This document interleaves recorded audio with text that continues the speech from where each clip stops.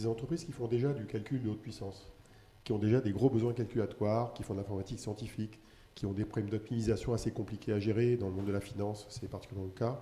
Les entreprises dans la logistique, dans les transports, dans tout tas de métiers où il y a beaucoup de complexité dans le calcul. Pas forcément beaucoup de data, mais de la complexité.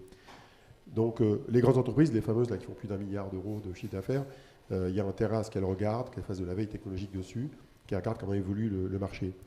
Après, il y aura clairement deux grands éléments qui vont jouer un rôle pour élargir le marché. Il y en a un premier, c'est l'arrivée des machines, qui aujourd'hui sont encore des prototypes de machines avec une faible puissance. Là, il y a beaucoup d'incertitudes. On ne sait pas dire à quelle vitesse ça va arriver. En plus, c'est plus compliqué que si c'était plus simple, parce qu'il y a plusieurs types d'ordinateurs quantiques différents, ils ne se programment pas de la même manière. Enfin, c'est quand même une zoologie assez compliquée.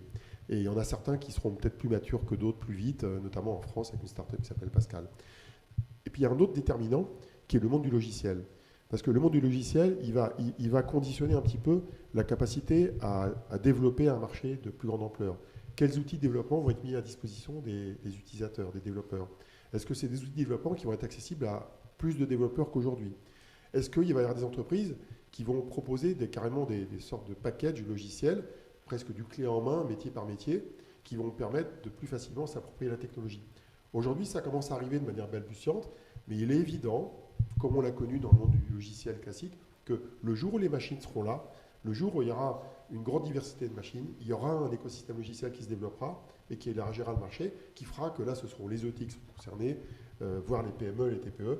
Il y aura et puis, du il y aura no-code quantique, quoi. Et puis, l'ordinateur quantique, il est fait sur le cloud. Donc, il y aura des offres en cloud, hébergées chez OVH, évidemment. Il y aura des offres en cloud qui mettront à disposition de tout un tas d'entreprises, jusqu'aux mêmes aux professions libérales, des logiciels d'optimisation de différents types d'activités. Et les gens ne verront pas que c'est du quantique. Ils accéderont à un service en ligne qui est meilleur pour telle et telle raison.